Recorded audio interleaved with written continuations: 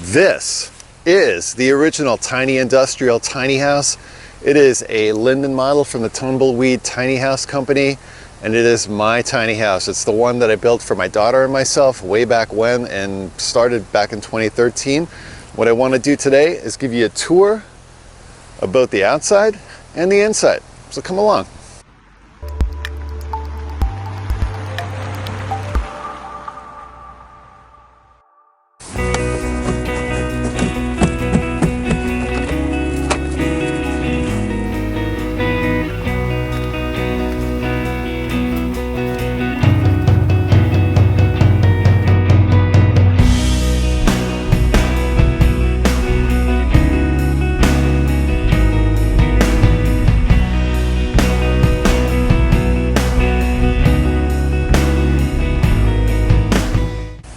Okay, so as you walk in, you're walking invariably into the main living area because, well, that's what you do when you walk into a tiny house.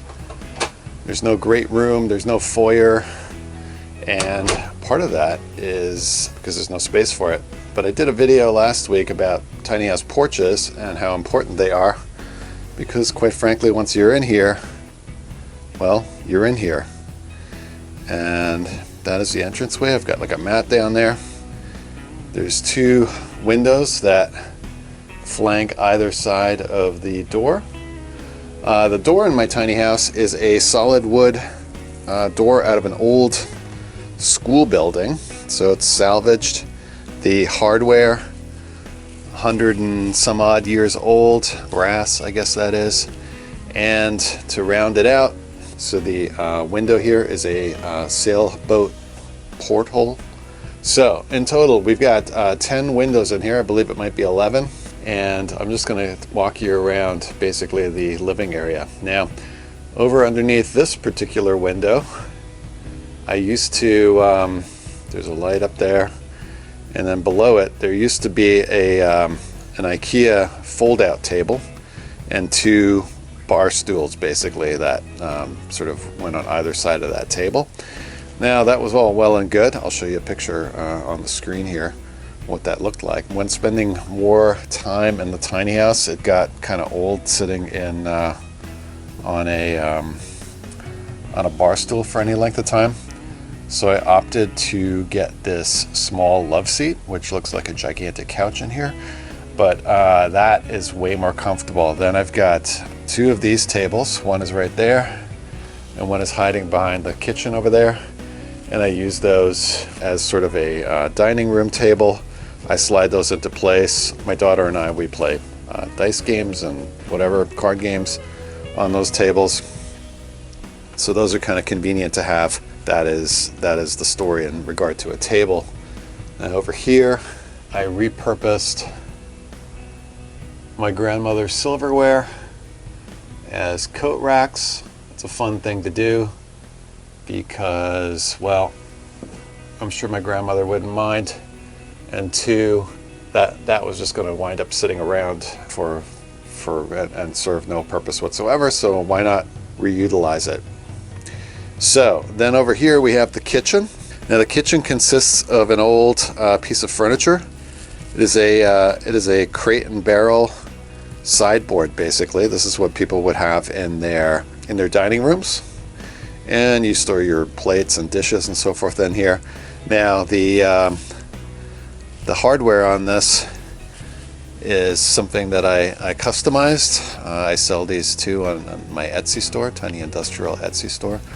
But they're basically just plumbing components that I fashioned into pull handles. This is a very heavy piece of furniture, and I wouldn't recommend using this kind of piece of furniture if you're intending to do any sort of travel with the house. But for this particular purpose, I wasn't intending on traveling with this house, so it seemed like a good way to go.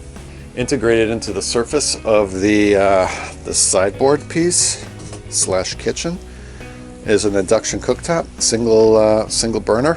That does the trick. If and when I need to cook something more elaborate, I'll typically do it outside. I'll cook, you can see out there. There's a perfectly viable fire pit out there. That's great for making steaks and chicken and whatever else. And this is the inside cooking. Now in a tiny house, you definitely don't want to like cook so much anyway, because it fogs up the place and it's humidity issues and so forth. That's a topic for another video. But that suits its purpose right there. And then underneath, conveniently too, is a place for a fridge. This just happens to be a small dorm room style fridge that I popped in there, and that works absolutely fine in here as well. It's 110 volts. So the whole house is run on electric. There's no propane consideration in here. That's basically because I had enough electricity to availability of electricity to make that happen. Over here we have a small sort of bar style sink. Probably one of my peeves is that this is a very, very small sink, but it's sufficient. It could be a little bit bigger. And then invariably you have to create a lot of storage opportunities. And I happen to fashion out of some black pipe in these old industrial style storage trays a place for the dishes that I need and the wine glasses that I need. One of the main additions to the inside of my tiny house is this skateboard lamp. Again, something I do and make on Etsy. And this one happens to be the original skateboard lamp. Fashioned this one out of an old used board right around the time when my daughter was into the Gilmore Girls. It says Gilmore Girls on there, and yeah, this was the original skateboard lamp. This one happens to be hardwired into the wall. The spiral Edison bulbs there, nice touch. All right, moving on. The loft area is accessible via this very old library ladder. It pulls out like that, and yeah, that creates a pretty nice angle on it. The ladder still has its original gorgeous, I think, hardware. It's from the I believe the Portman or Pullman company. They're the ones that make the train cars. This ladder is got to be about 120 years old. It's completely solid, not rickety, and makes it pretty easy to get up into the loft. So let's just go up there real quick.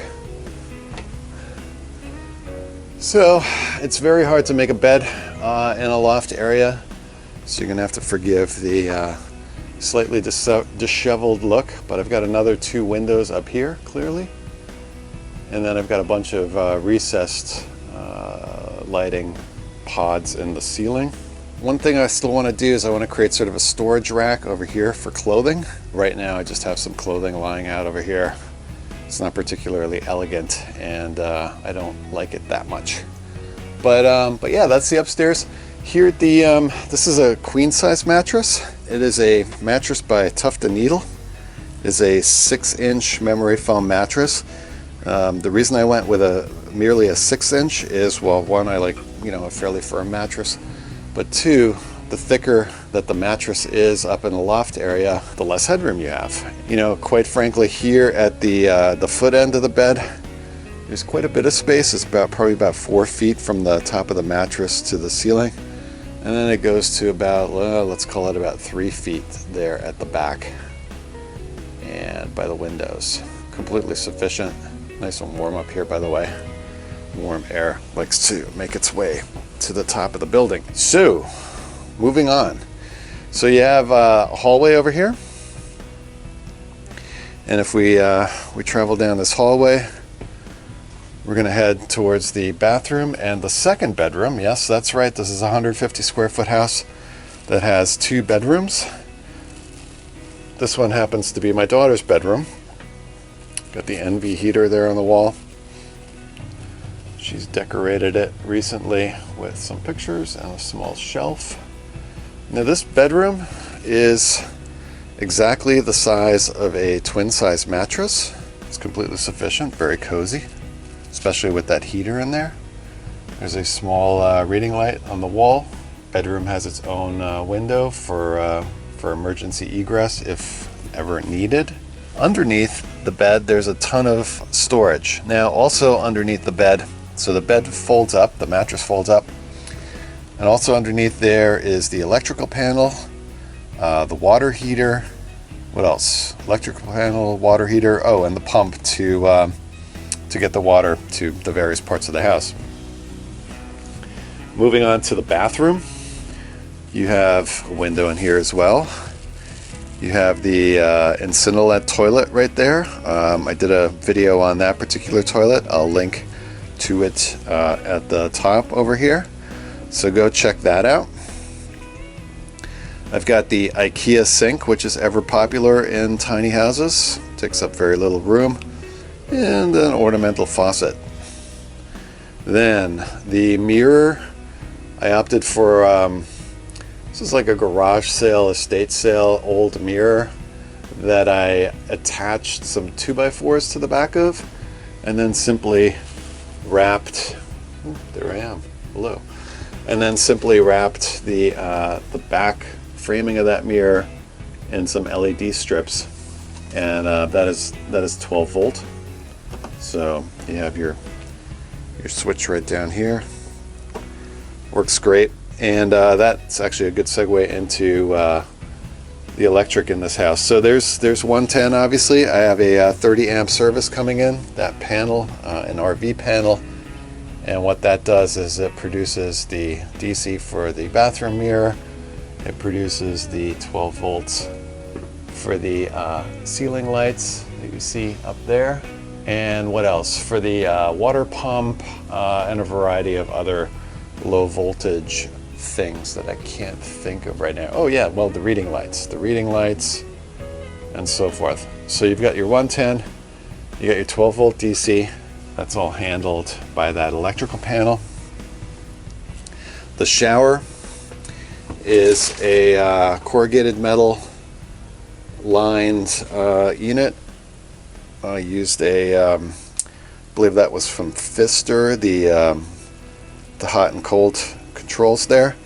And the shower is very small. It is a 2x2 foot tray down there. I don't think you can find smaller than that, quite frankly, nor would you want to.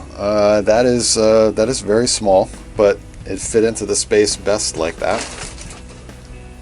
And then again, my goal was to produce as much sort of, nice touches. Again, the black pipe there. The toilet roll holder is also made out of black pipe. So I always try to incorporate stuff like that. Windows in this house are all Anderson windows. Yeah, they're all of the same brand, and they're vinyl frames. In a separate video, I'm going to be going over why I chose these windows and what to look for in terms of tiny house windows. These happen to have a thin wood veneer on the inside, which I stained in the same color as the trim pieces that go around the windows. In here, just 1/4 inch tongue and groove knotty pine, untreated. That is also the story inside my daughter's bedroom. 1/4 inch knotty pine wraps around in there as well. The rest of the house is done in this shiplap style, but all this really is 6-inch strips of 1/4 inch Luan that are basically pasted onto another layer of 1/4 inch Luan. So it's kind of a poor man's shiplap that I wanted to create in here, and I think it turned out pretty good. Walls just simply painted white. That's pretty much it. When not in use, the loft ladder rolls into that corner right there.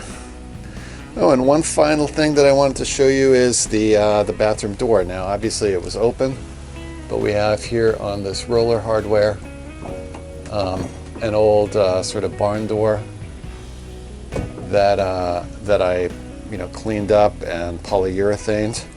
So when the bathroom door is closed, the closet door is open, and I've got in here a hanging rack. And then if you pan down, as I'm doing, You have sort of a pantry area down there, so that's fairly convenient. Another good storage opportunity. So yeah, so that's your closet. That's your storage space. So yeah, you have a massive storage area up here. Sometimes people say, well, couldn't you turn that into another sleeping loft? I suppose you could. But these downward sloping sides here would come pretty darn close to one's face, and then you'd have to also figure out how to get another ladder and get a means of getting up there, which in this space is very small. Speaking of space, this is a 20-foot trailer. We've got 18 feet of interior space, 2 feet of porch. Peak at the roof of this structure is right around 13.5 feet. And the width is just under 8.5 feet, which are, sort of the maximum allowable dimensions. This house, as I said, was not built to travel with, so I didn't really pay a lot of attention to weight, hence the very heavy piece that I described earlier here for the kitchen. That adds a lot of weight, that type of thing. The house weighs in at probably just north of 10,000, I'd say somewhere between 10,000 and 11,000 pounds. The floor in here is a gray engineered wood floor. I don't like to go with vinyl. I want to have mostly natural materials. A little sort of area rug here to add some color and a little bit of style and pizzazz, hopefully. But yeah, that's basically it. There is no off-grid capability in this house. I don't have solar panels on the roof. Again, I had ample electric here and access to water, and so no need for storage tanks and propane setup and so forth. The couch in here is definitely a welcome addition. I'm pretty thrilled with the way that turned out. Spending time in here is now a lot more fun, because what invariably happened is I'd get tired of sitting on those bar stools, and then I would invariably head upstairs and just sort of sit up there in the loft. Not a bad way to go, but it was also not ideal. So anyway, that's my tiny house. It does not have a name. If you can think of a clever name, so I built this before I realized that a tiny house needed a name. If you can think of a clever name based on having seen this video, drop it in the comments below. If you like this tiny house tour, please write a comment and hit the thumbs up button. I much appreciate that. And I'm going to continue doing videos around tiny house content, minimalism, and alternative living, as I'm currently doing a bus conversion. Ooh, out there we have a beautiful stream and a hot tub. There's my hillbilly hot tub out there, which is pretty phenomenal in the cold and whatever weather it happens to be. All right, let me show you a little bit of the outside of the tiny house. We've got the porch. Unfortunately, I have some stuff sitting on there right now. No biggie. The exterior of the tiny house is fully clad in an untreated cedar siding. It overlaps itself. You can see the outside of those windows. Did a little bit of a color pop window treatment there. It looked a little bit plain and bland. Now the siding has been on here for about 7 years, and it is starting to show its age, which I think looks great. And I'm letting it gray down and do whatever it wants to do. Cedar is a great material to use for this type of thing. I'm happy with the way that it's sort of matured. Now down here on the hitch end, given that I wasn't intending to travel much, I actually created this sort of triangular thing. It's simply there to keep the rain and water and snow off of the hitch assembly, to try to minimize any rust and decay that would take place otherwise. Out here you have the water and power entry point. Again, 30 amp, and water set up at my tiny house is supplied by Mother Nature. The water, see that black hose that sort of runs across the valley right there? It's all pressure fed from an artesian well. I'll do another video on that at some point. But yeah, here's the other side. It's a double axle trailer. And yeah, very similar on this side, obviously. The roof, a red metal roof, fairly solid gauge roof. It's very strong, not flimsy, and it's performed great over the years. There's the little dormer window up there for that second storage loft. Again, there's the entry door to the tiny house. Thanks again for watching. Hit subscribe. And this is Chris from Tiny Industrial signing off. Tiny house tour, the original tiny house. Thanks and take care.